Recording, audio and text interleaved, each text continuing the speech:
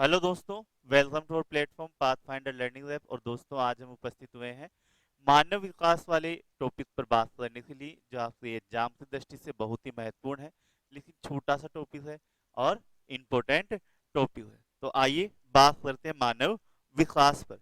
तो मानव विकास होता क्या है? यानी डेवलपमेंट, ह्यूमन डेवलपमेंट, यही बोलोगे सब, अंग्रेजी नाम ही मुझे बताओगे, है ना? लेकिन ये विकास होता क्या है? मानव तो है, उस मानव का विकास आप किस तरह से करते हैं, ये इसमें आता है। चलिए, तो इस मानव विकास को समझने से पहले हम दो चीजें समझते हैं। एक तो क्या है? वृद्धि। और दूसरा क्या है? विकास। तो ये क्या है? वृद्धि और विकास, ये दोनों क्या होते हैं? इन दोनों का अर्थ अगर हमें समझ में आ जाएगा तो मानव विकास भी हमें अच्छे से समझ में आ जाएगा। तो जो वृद्धि होती है ना, वो क्या होती है? वो मात्रात्मक होती है। यानी क्या होता है? ये पॉजिटिव भी हो सकता है और नेगेटिव भी हो सकता है ना? मात्रा में परिवर्तन है। जैसे आपकी आय है, उस आय में वृद्धि हुई, ठीक है, तो कमी भी हो सकती है और वृद्धि भी हो सकती है। तो ये क्या होता है? पॉजिटिव और नेगेटिव हो सकता है। मानव विकास क्या होता है? ऋणात्मक भी हो सकता है और धनात्मक भी हो सकता है। ये मात्रा को दर्शाता है। और विकास क्या होता है? विकास होता है गुणात्मक। और गुणात्मक यानी क्वालिटी में। जे एक होता है क्वांटिटी, मात्रात्मक यानी क्वांटिटी, ठीक है। आप जैसे एक जूस लेने जा रहे हो और उस जूस में, जैसे गन्ने का जूस लेने जा रहे हो, ठीक है। अब उस गन्ने के जूस में उसने क्या कर दिया? उसमें उसने बर्फ ही बर्फ मिला दी, यानी पानी ज्यादा कर दिया। तो आपको 10 रुपए में ग्लास तो बड़ा दे दिया, लेकिन उसकी क्या है? क्वालिटी कम है। गुणात्मक रूप से उसमें कमी है, लेकिन मात्रात्मक रूप से वो ज्यादा हो जाता है। तो गुणात्मक जो होता है, विकास जो होता है, वो हमेशा क्या होता है? पॉजिटिव वैल्यू ही दर्शाता है, कभी भी नेगेटिव वैल्यू नहीं दर्शाता। ऐसे नहीं बोल सकते कि ऋणात्मक विकास हो गया, ऐसे नहीं। विकास मतलब हमेशा पॉजिटिव। और ये क्या होता है? वर्तमान अवस्था में, वर्तमान अवस्था में जब तक सकारात्मक परिवर्तन नहीं होता, परिवर्तन को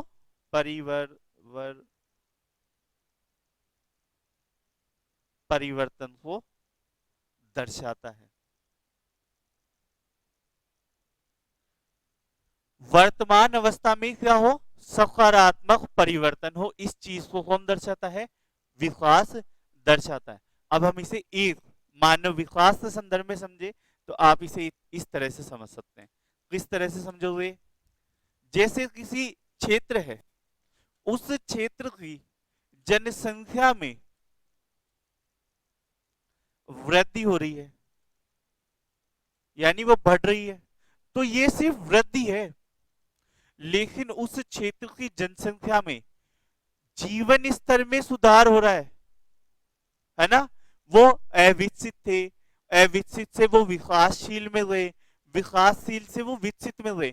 उनके अगर जीवन स्तर में सुधार हो रहा है, एक एक पीढ़ी थी जो पढ़ी लिखी नहीं थी, दूसरी पीढ़ी थी वो क्या है कि थोड़ी बहुत पढ़ी, थोड़ी बहुत नहीं पढ़ी, तीसरी पीढ़ी है वो पूरी तरह से एजुकेटेड है। यानी उसमें विकास हो रहा है ना। उसकी जो वर्तमान दशाओं में जो जी रहा है मानव के, उससे गुणों में परिवर्तन आ रहा है, ठीक है। उसमें क्या हो रहा है? सुविधाओं में क्या हो रही है? वृद्धि हो रही है। तो जब ये उसकी वर्तमान सुविधाओं में वृद्धि होती है, वो अपने जीवन को सुधारने का प्रयास करते हैं और सुविधाओं में क्या होती है? वृद्धि होती है। तब वो क्या कहलाता है? विकास कहलाता है, ठीक है। अब उस क्षेत्र की जनसंख्या में वृद्धि तो हो गई, लेकिन उसकी जीवन दशाओं में जब आता है क्या? सुधार। और जीवन दशाओं में कौन कौन सी चीजें शामिल होती है? शिक्षा, स्वास्थ्य, स्वच्छता, ये सारी चीजें आती है ना। इनमें जब सुधार होता है, इनमें वृद्धि होती है तब आपका गुणात्मक रूप से परिवर्तन आएगा। जैसे इंसान तो वही है, 100 व्यक्ति एक जगह है, 100 व्यक्ति दूसरे जगह है, तो मात्रा तो दोनों में बराबर है, लेकिन विकास किसमें हुआ? ठीक है, डेवलपमेंट किसमें है? वृद्धि तो दोनों में हो रही है बराबर, लेकिन डेवलपमेंट किसमें? जिससे जीवन स्तर में क्या आ रहा है? निरंतर परिवर्तन आ रहा है, और परिवर्तन किस दिशा में आ रहा है? सकारात्मक दिशा में परिवर्तन आ रहा है। ठीक है, तो वो क्या कहलाता है? आपका विकास कहलाता है, वो आपको क्या कहलाता है? डेवलपमेंट कहलाता है। समझ में आ गया विकास क्या होता है, किस तरह से यह चलता है? ठीक है, अब अगर कोई देश है, उस देश में अर्थव्यवस्थाओं में वृद्धि, तो वृद्धि हो रही है तो क्या हो रहा है?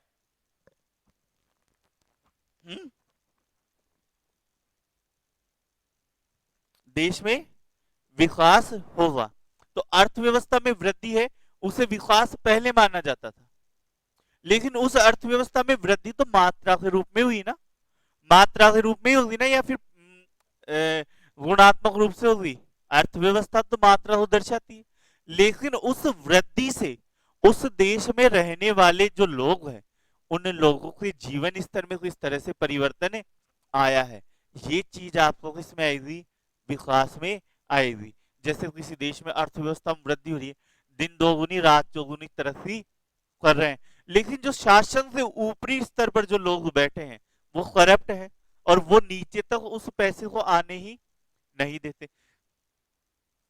जो आपके 99% जो पॉपुलेशन है वो आपकी उसी अवस्था में है, उसी दरिद्र अवस्था में है, तो वहां पे वृद्धि हो रही है, विकास वहां पर नहीं हो रहा। लेकिन एक ऐसा देश है जहां पे अर्थव्यवस्था में दिन दोगुनी रात भी दुगुनी परिवर्तन हो रहा है ना, चौगुना नहीं हो रहा जैसे उसमें हो रहा था, लेकिन वहां का जो प्रशासन है, वहां की जो सरकार है, वो अच्छी सरकार है ना, और वो क्या करती है? वो नीचे तक आपके जो क्रम है उसमें सबसे लास्ट पंक्ति में, सबसे अंतिम पंक्ति में जो खड़ा हुआ व्यक्ति है, अंतिम व्यक्ति, वहां तक अपनी सुविधाओं को पहुंचाती है। ठीक है, उसे योजनाओं के द्वारा लाभ देती है, और उसके भी जीवन स्तर में क्या है? कुछ ना कुछ परिवर्तन जरूर से आता है, तो वो वहां पर उसे कहलाएगा क्या? विकास। विकास में वृद्धि छुपी हुई रहती है, बिना वृद्धि से विकास नहीं हो सकता, लेकिन उस वृद्धि को किस तरह से आप डिस्ट्रीब्यूट करोगे, वही आपका विकास का सूचक बनता है। समझ गए बात को अच्छे से, है ना? तो वृद्धि जो हुई है उसे आप किस तरह से डिस्ट्रीब्यूट करते हो, बिना वृद्धि के थोड़ी विकास हो सकता है, नहीं हो सकता। ठीक है, तो इस तरह से ये सारी आते हैं। अब क्या हुआ कि बहुत सारे देश हैं, और सारे देश ऐसे बोल रहे हैं कि हमारे तो मानव विकास का मतलब ये है कि अर्थव्यवस्था में कितनी वृद्धि हुई। ठीक है, ये एक डिबेट हो गया। दूसरा बोलता है नहीं, हम तो अर्थव्यवस्था को नहीं मानेंगे, मानव विकास में कितना परिवर्तन हुआ। एक बोल रहा है नहीं जीडीपी, एक बोलता है जीएनपी, एक बोलता है नहीं पर कैपिटा इनकम। तो ये बहुत सारा डिस्ट्रीब्यूशन हो गया था। अब देशों का विकास, उनमें मानव का विकास किस तरह से हो रहा है, कौन सा देश कौन से पायदान पर आ रहा है, इसको नापने के लिए एक इंडेक्स है वो बनाया गया, जिसे क्या बोलते हैं? HDI। इसे बोलते हैं मानव विकास सूचकांक, ह्यूमन डेवलपमेंट इंडेक्स। ठीक है, कब दिया ये, कब आया ये? 1990 में। ठीक है, कौन सी संस्था इसे जारी करती है, ये बताओ, कौन सी संस्था इसे जारी करती है? यूएनडीपी। यूएनडीपी जो संस्था है, United Nation development programme, United nation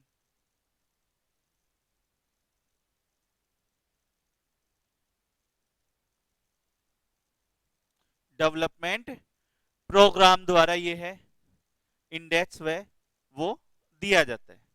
ठीक है, यूनाइटेड नेशन डेवलपमेंट प्रोग्राम द्वारा इंडेक्स दिया जाता है। अच्छा इंडेक्स है, लेकिन इस इंडेक्स में भी आपके जो दक्षिण एशिया के जो अर्थशास्त्री हैं, और दक्षिण एशिया में कौन से अर्थशास्त्री, एक अर्थशास्त्री आते हैं आपके पाकिस्तान से, कौन से, महबूब उल हक, इनका महत्वपूर्ण योगदान रहता है। ये पाकिस्तान से है।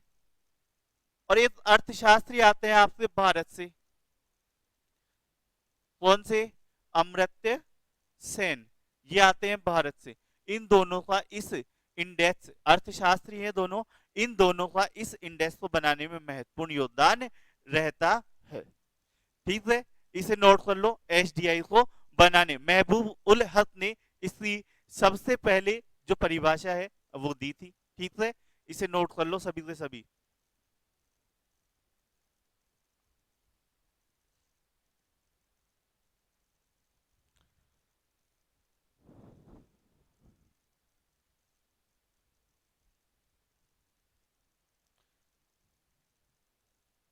तो महबूब उल हक क्या बोलते हैं, मानव विकास क्या है, लोगों के विकल्पों में बढ़ोतरी क्या है, मानव विकास है। महबूब उल क्या बोलते हैं कि लोगों के विकल्पों में वृद्धि क्या है, आपका मानव विकास है। कैसे होगा ये, विकल्पों में वृद्धि और उससे मानव विकास किस तरह से परिवर्तन होगा, जिस देखो, चुनने की स्वतंत्रता है ना, ये फिर आपको अमर्त्य सेन बताते हैं। लेकिन आप इसमें देखो विकल्प में वृद्धि, जैसे मेरे पास है एक दूध वाला आता है हमारे मोहल्ले में, ठीक है, और वो सिर्फ वही दूध देता है जिससे जो मिलावटी है ना, निश्चित रूप से 100% वो मिलावटी है। लेकिन मेरे पास कोई दूसरा विकल्प नहीं है, तो मुझे वो लेना पड़ेगा, और वो जितना पैसे मांगेगा उतना लेना पड़ेगा। लेकिन मेरे पास विकल्प है, हमारे मोहल्ले में क्या है, 3 कोने हैं, 3 रास्ते, और वहां पे 3 डेयरियां खुली है, सरस है, अमूल है और मदर्स वाली है। जिसका मुझे पसंद आ रहा है, जो बढ़िया है वो मैं दूध लेता हूं। तो मेरा मानव विकास हुआ है, नहीं हुआ, एक तो कंपटीशन हुआ है ना, और उस कंपटीशन की वजह से, उस कंपटीशन की वजह से क्या हुआ, एक तो प्राइस में कमी आएगी, दूसरा मुझे चीज अच्छी मिलेगी, स्वच्छता मिलेगी, तो उस वजह से क्या है, मेरे स्वास्थ्य में भी वृद्धि होगी या नहीं होगी, तो मेरे विकल्पों में वृद्धि हो रही है ना। ये तो मैंने खाने की चीज में बताया। वैसे भी आप अगर देखोगे तो कंपटीशन बढ़ता है तो रेटें डाउन आती है और आपको चीजें बढ़िया मिलती है। तो विकल्पों में वृद्धि से क्या तात्पर्य है, अगर आपके पास विकल्प होंगे हर किसी चीज से, तो आप क्या है, स्वस्थ दीर्घायु वाला जीवन आसानी से जी सकते हैं। ठीक है, तो इसमें ही क्या बोलते हैं, विकल्प में वृद्धि से क्या है, मानव की स्वतंत्रताओं में वृद्धि होती है। वो उसके पास विकल्प होते हैं, वो चाहे जो चुन सकता है, और उससे क्या होगा, आत्मसम्मान में वृद्धि होती है। ठीक है, उससे उसके आत्मसम्मान में वृद्धि के साथ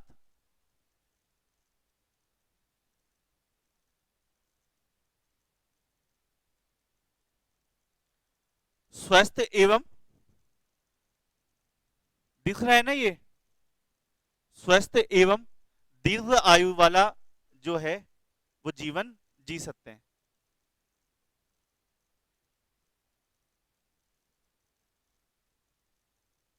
जीवन है वो जी सकते हैं। ये तो आ गया यहां तक। अब अगर हम बोले कोई स्वस्थ भी आ गया, दीर्घायु भी आ गया, तो अमर्त्य सेन क्या बोलते हैं, तो अमर्त्य सेन बोलते हैं कि विकास क्या है, विकास का जो मुख्य उद्देश्य है वो क्या है, स्वतंत्रताओं में वृद्धि। क्या है, स्वतंत्रता में वृद्धि। ये देख लेना, ये हम लिख देते हैं कौन से अक्षर से, कलर चेंज कर लेते हैं, पीला कर लेते हैं। अमर्त्य सेन बोलते हैं स्वतंत्रता में वृद्धि।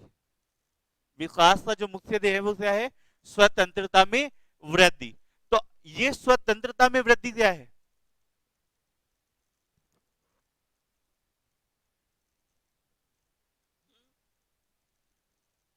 आजादी। आपके पास पैसे है ना, लेकिन आपके पास स्वतंत्रता नहीं है किसी भी काम को करने के लिए। जैसे आपको 4 व्हीलर लानी है और 4 व्हीलर लाने की स्वतंत्रता नहीं है ना, पापा ने मना कर दिया, दादाजी ने मना कर दिया, लेके बैठे रहो पैसों को। लेकिन अगर आपके पास स्वतंत्रता है तो आप उसे ला सकते हो। ठीक है, ये तो मैंने घर के हिसाब से बताया है ना, कोई ऐसे नाराज मत हो जाना कि हमारे तो मना नहीं करते, सर ने बोल दिया मना कर देते, ऐसा नहीं। जैसे किसी समाज में बहुत सारी समाज में रूढ़िवादिताएं होती है, ठीक है, तो आप चाह कर भी वो कार्य नहीं कर पाते, तो ये आप, हालांकि वो जीवन में, मानव जीवन से उत्थान के लिए जरूरी होती है, पर जैसे जैसे स्वतंत्रताओं में वृद्धि होती है, समाज की और रूढ़िवादिताओं की बेड़ियां जैसे जैसे टूटती है, वैसे वैसे क्या होता है, मानव का विकास भी बढ़ता जाता है। उससे पास जो पैसे हैं, या आप उसे मात्रात्मक रूप से बांटे, उसे वह कर सकता है, अच्छे से कर सकता है, नहीं कर सकता है, कर सकता है। तो अमर्त्य सेन क्या बोलते हैं, स्वतंत्रताओं में वृद्धि, स्वतंत्रताओं में वृद्धि वही क्या है, विकास है। जैसे नारीवाद एक विचारधारा है, उसमें क्या बोलते हैं, जैसे एक नारी है, महिला है ना, उसकी शादी होती है और वो एक महल में रहती है और उस एक महल से दूसरे महल में जाती है, ठीक है, लेकिन एक महल में जो रह रही है वहां पे जे बेटी है, वहां पे उसके पास फिर भी थोड़ी बहुत स्वतंत्रता रहती है। और शादी के बाद जब वो दूसरे महल में जा रही है, महल में जा रही है, महल शब्द बोल रहा हूं मैं, है ना, घर या झोपड़ी या और कुछ नहीं बोल रहा, लेकिन जब वो दूसरे महल में जाती है तो वो एजे क्या हो जाती है, बहू हो जाती है वहां की, और उसकी स्वतंत्रता सारी छीन ली जाती है ना। उसको खाना भी कौन सा खाना है तो वो भी दूसरे डिसाइड करते हैं, हालांकि बनाती वो है ना।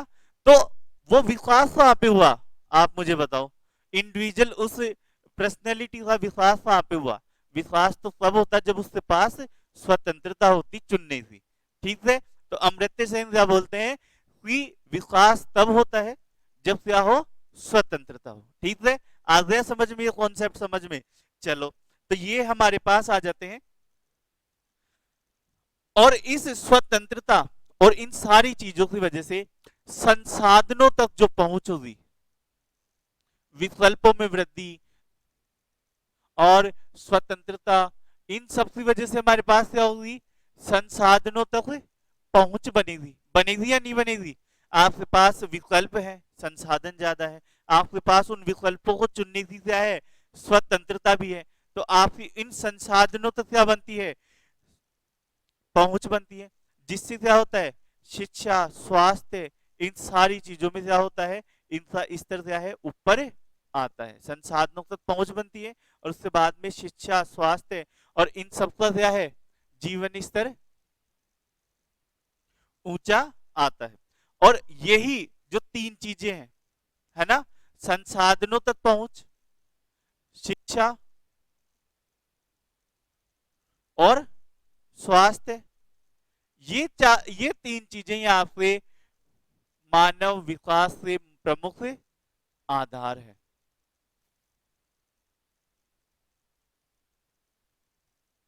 प्रमुख क्या है, आधार है, यही से आ जाते हैं, मानव विकास के प्रमुख केंद्र भी हो जाते हैं और आधार भी हो जाते हैं, नोट कर लो इसे, ठीक है। अब मानव विकास से आयाम, ये भी देख लो,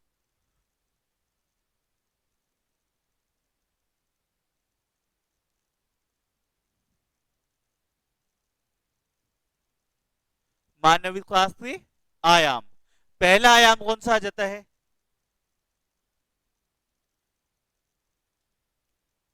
पहला आ जाएगा आय। अब आय बिना तो कुछ है क्या, कुछ भी नहीं है। जब पहले मैंने बताया, जब तक वृद्धि नहीं होगी विकास तो ही नहीं सकता, क्योंकि जब वृद्धि गुणात्मक रूप से चेंज होगी और स्थितियों में परिवर्तन आएगा, तभी आपको क्या होगा, विकास होगा। अगर आप धीरे धीरे नेगेटिव जा रहे हो तो विकास कैसे परिवर्तन कल्पना कर सकते हो, नहीं कर सकते ना। एक ऐसा एज ए वैसे ले लेना एग्जाम्पल के तौर पे, है ना, तो समाज में क्या है, एक ऐसा घर है, जमींदार का घर है, 100 साल पहले वो जमींदार थे, ठीक है, और उनकी स्थिति बढ़िया थी, ठीक है, परंतु धीरे धीरे उनकी स्थिति में जा रही है, कमी आ रही है, आय में भी कमी हो रही है, ठीक है, आय में कमी हो रही है, स्थिति में परिवर्तन आ रहा है। अब जब आय में ही कमी हो रही है, स्थितियों में ही परिवर्तन आ रहा है, तो उनमें विकास कहां से होगा? नहीं हो पाएगा ना, क्योंकि अगर हमारे पास सुख सुविधाएं हैं, उनको चलाने के लिए भी तो खर्चा चाहिए ना, और वो तो चाहिए, मानती है डिमांड। तो उनसे जब आय में ही कमी आ रही है, आय वाला जो आयाम है वही कमजोर है, तो विकास तो हो ही नहीं सकता। ठीक है, एक तो ये आ गया। दूसरा कौन सा है? सतत पोषणीयता, जिसे बोलते हैं निर्वहन। यानी हमारे पास जो है ना, सतत पोषणीयता या निर्वहनीयता, है ना, ये क्या होता है? अवसरों की उपलब्धता में निरंतरता। इसे हम किस तरह से बोल सकते हैं? अवसरों की उपलब्धता में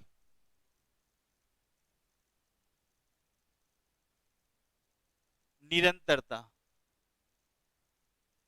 ये क्या होता है? अवसरों की उपलब्धता में निरंतरता।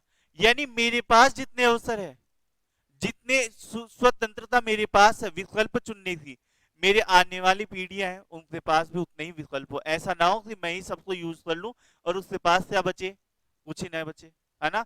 जैसे मेरे पास अभी पानी के स्रोत क्या है? नल में भी पानी आता है, टैंकर में भी पानी आता है, बोरिंग से भी पानी आता है, और वर्षा से भी पानी आता है। वर्षा से तो आता है, और फिर बाद में जाओ, नल का भी पानी पूरा समाप्त कर दूं मैं, बोरिंग का भी समाप्त कर दूं, और टैंकर का भी समाप्त कर दूं, और जो आने वाली जो पीढ़ी है उसके पास क्या विकल्प बचे? वर्षा वाला पानी ही बचे, है ना। उसे ही जो खड़ीन पद्धति द्वारा वो संरक्षित करके काम चलाए। तो ये क्या हो गया? विकल्पों में कमी हो गई ना। तो हमें ऐसा विकास करना है, हमें ऐसी वृद्धि करनी है जिससे आने वाली जो पीढ़ी है वो भी क्या हो?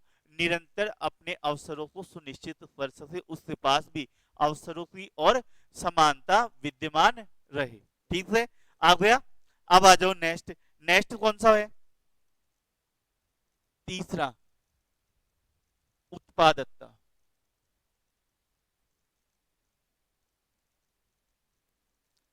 ये होता है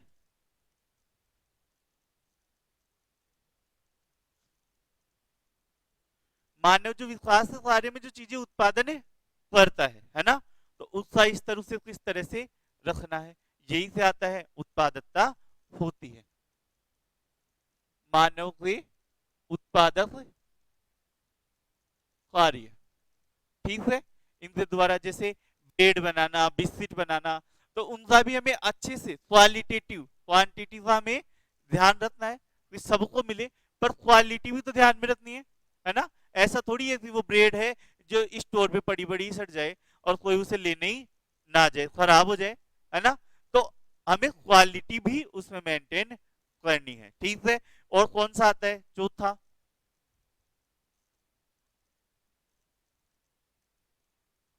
सशक्तिकरण। सशक्तिकरण में क्या होगा? कौन बताएगा सशक्तिकरण?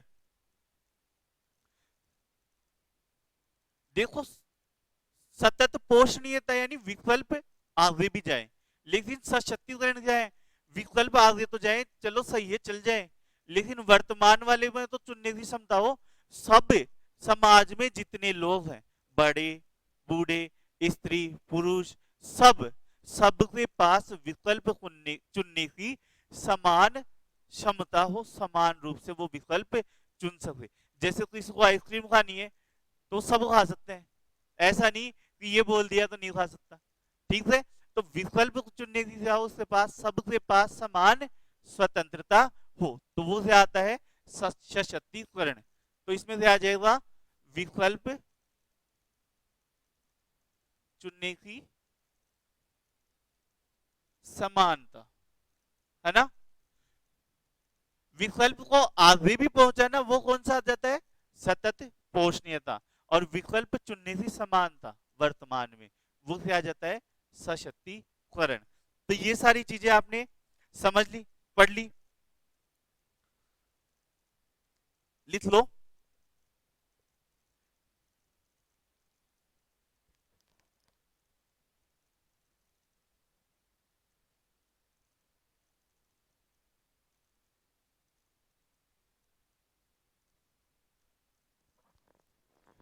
लिख लिए। अब आ जाते हैं एचडीआई इंडेक्स पर।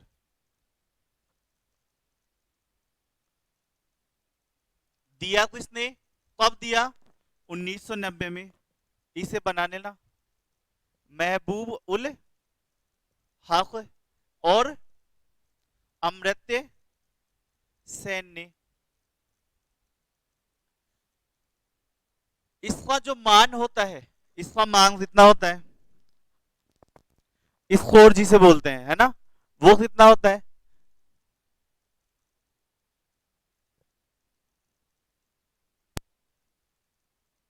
इसका जो मान है वो कितना होता है, 0 से 1 के बीच में होता है। 0 वाला क्या है, सबसे कम होता है, और 1 वाला क्या है, सबसे अच्छा माना जाता है। 1 किसी का भी नहीं होता, तो हाईएस्ट कितना होता है, 0.983। और न्यूनतम कितना होता है, वो कितना आ जाएगा, 0.268। तो ये न्यूनतम वैल्यू आ जाती है और ये हाईएस्ट वैल्यू आ जाती है। ठीक है, इसमें दिया हो जाता है मानव के विकास को मापने के लिए।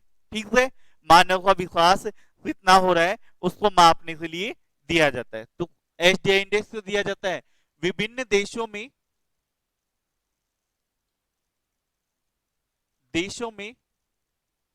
विकास के स्तर को मापने के लिए दिया जाता है। विभिन्न देशों में विकास का जो स्तर है उसे मापने के लिए है दिया जाता है। ठीक है, अब इन विभिन्न देशों में जो विकास का स्तर है उसे आप किस तरह से मापोगे, है ना, तो कुछ ना कुछ इंडिकेटर्स होंगे, है ना, कुछ ना कुछ पैमाने होंगे। तो पहला पैमाना क्या माना जाता है इसमें, है ना, पहला क्या माना जाता है, स्वास्थ्य। पहला क्या आ जाएगा, स्वास्थ्य। और स्वास्थ्य में किस चीज से मानोगे आप, स्वास्थ्य में, तो स्वास्थ्य में एक चीज आती है जिसे बोलते हैं हम जीवन प्रत्याशा। स्वास्थ्य में क्या रहता है, जीवन प्रत्याशा। ठीक है, यानी जीवन, कोई व्यक्ति, कोई बच्चा जो जन्म ले रहा है उससे हम क्या अनुमान लगा सकते हैं कि वो औसतन इतने वर्ष तक अपना जीवन जिएगा। ठीक है, तो वो होती है जीवन प्रत्याशा। ठीक है, समझ गए, जीवन प्रत्याशा क्या होती है, ये बहुत बार वैसे हमने जनसंख्या में भी पढ़ा है, क्या होती है, जीने की कितना वो एज जी सकता है। जैसे भारत में अभी औसत आयु कितनी है, 60 वर्ष, तो जीवन प्रत्याशा कितनी रहती है, 60 वर्ष। यहाँ औसतन जो व्यक्ति है वो 60 वर्ष तो जीता ही जीता है। ठीक है, दूसरा जो इंडिकेटर है वो कौन सा आ जाता है, शिक्षा। और इस शिक्षा में दो आते हैं, है ना, इस स्कूल की औसत वर्ष, एक तो कौन सा आता है, इस स्कूल की औसत वर्ष, यानी कोई बच्चा है औसतन कितने वर्ष स्कूल में गया है। ठीक है, एक तो कौन सा आ जाएगा, औसत वर्ष स्कूल का, है ना, कि कोई बच्चा है वो औसतन कितने वर्ष स्कूल में गया है। स्कूल से मतलब इसमें कॉलेज भी आ जाता है ना, ऐसे मत समझ लेना। जैसे बड़े हैं, कोई गया भी नहीं, कोई 25 साल का बच्चा है जो 2 साल गया है, कोई 30 साल गया, वो 10 साल गया, तो उन सबको जोड़कर भी आप अनुमान लगाते हैं कि औसतन इस देश में इस स्कूल में इतने ही दिन जाते हैं बच्चे। ठीक है, परंतु जो 80 साल के बुजुर्ग है, जो 60 साल के, जो 40 साल के, वो तो कम जाते होंगे स्कूल में, लेकिन अगर विकास हो रहा है तो आज वाले बच्चे हैं वो ज्यादा जा रहे हैं स्कूल में, यही होता है ना। तो औसत तो कम आएगा, तो ऐसी स्थिति में तो ये गलत डाटा आएगा। ठीक है, तो इसमें आप दूसरा एक और चीज निकालते हैं, क्या, जैसे जीवन प्रत्याशा निकालते हैं ना, वैसे ही निकाल सकते हैं कि स्कूल में औसतन कितने दिन, कितने वर्ष, वर्ष हो जाएगा वर्ष, जाने की संभावना, ऐसे कुछ देख लो, इसे बोलते हैं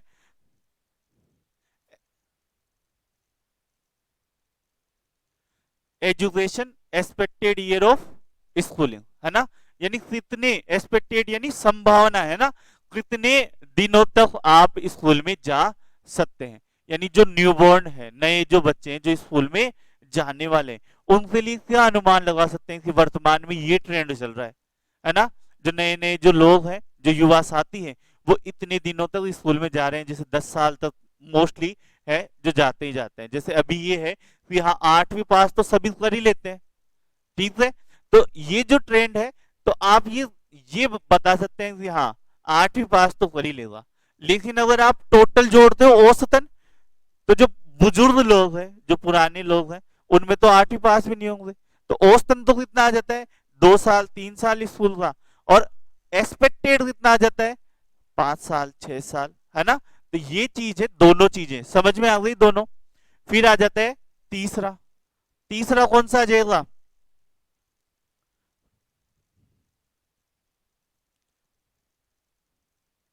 जीवन स्तर, जिसे बोलते हैं लिविंग स्टैंडर्ड, है ना। जीवन स्तर कैसा है, इसे किस चीज से मापोगे आप, जीवन स्तर को सुविधाओं से, और सुविधाएं किससे आती है, पैसों से।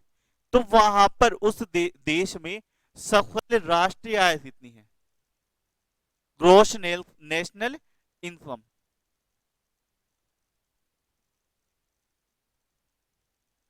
राष्ट्रीय आय है वो कितनी है, पर कैपिटा यानी प्रति व्यक्ति, सकल ग्रोस नेशनल इनकम, सकल राष्ट्रीय आय प्रति व्यक्ति।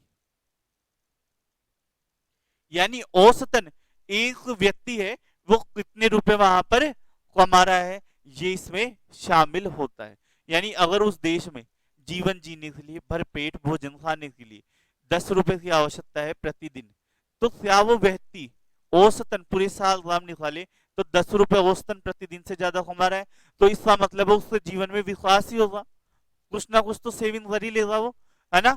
तो इस तरह से हम इसे निकालते हैं कि प्रति व्यक्ति जो आय है वो कितनी है, इनकम है वो कितनी रहने वाली, ठीक है।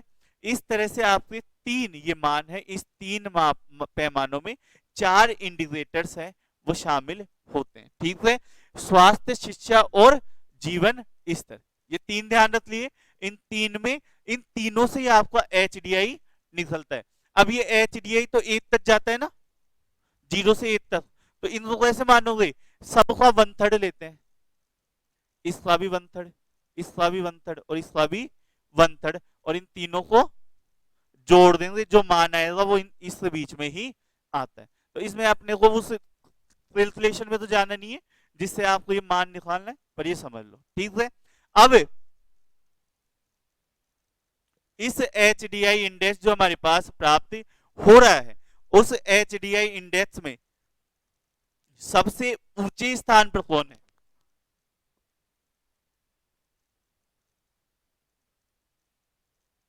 सबसे ऊपर वाला कौन सा देश आता है, तो शीर्ष देशों में आ जाता है कौन, नॉर्वे, स्वीडन, है ना, नॉर्वे, नॉर्वे, आयरलैंड और स्विट्जरलैंड, नॉर्वे, आयरलैंड और स्विट्जरलैंड, नॉर्वे, आयरलैंड और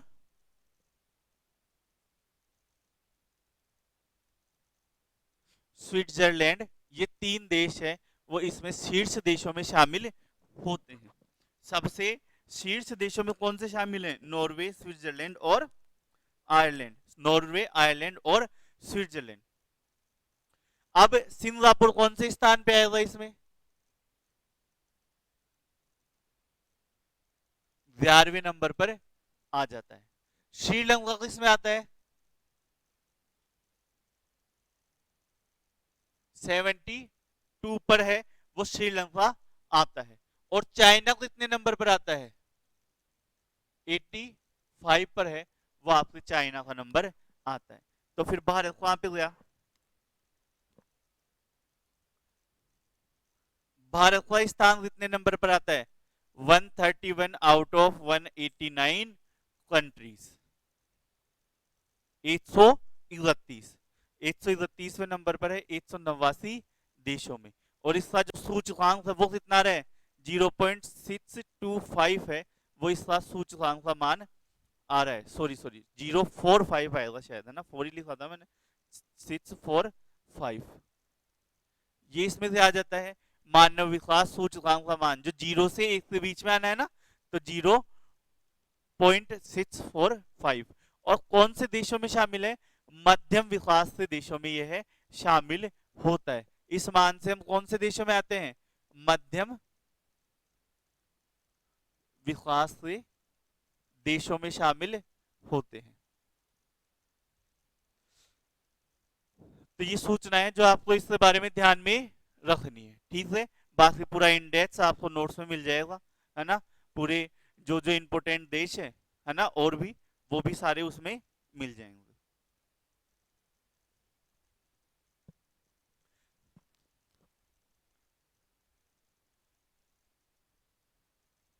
लिख लिया? स्क्रीनशॉट ले हो तो स्क्रीनशॉट ले लो। अब आ जाओ नेक्स्ट।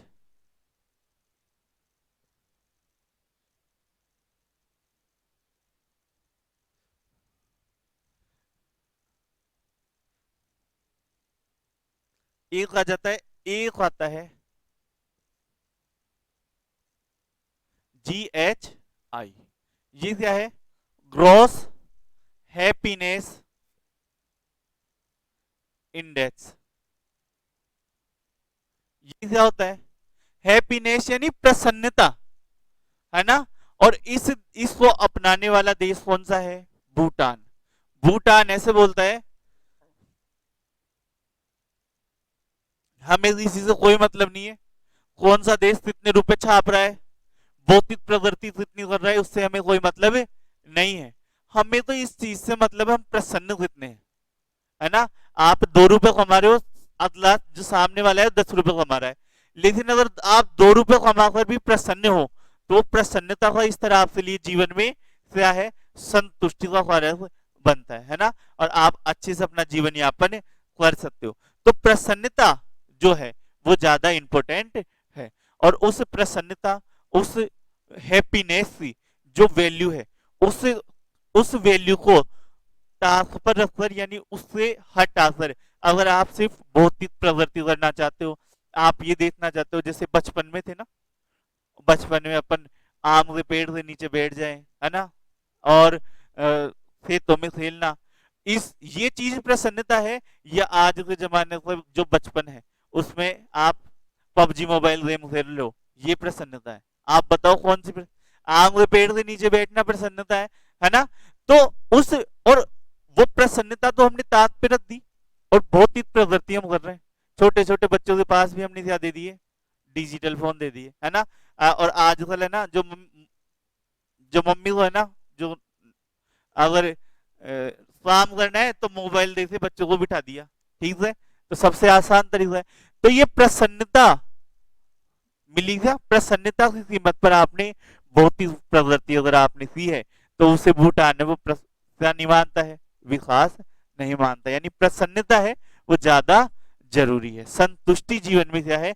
ज्यादा जरूरी है, वो रहती है, ठीक है। तो इस तरह से हमने आज ये पढ़ा, और इसमें लिख लो, प्रसन्नता की कीमत पर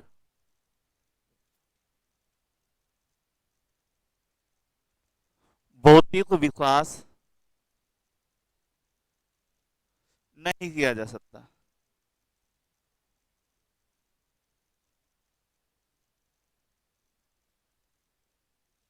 ठीक है, तो ये ग्रोस हैप्पीनेस इंडेक्स आ जाता है। तो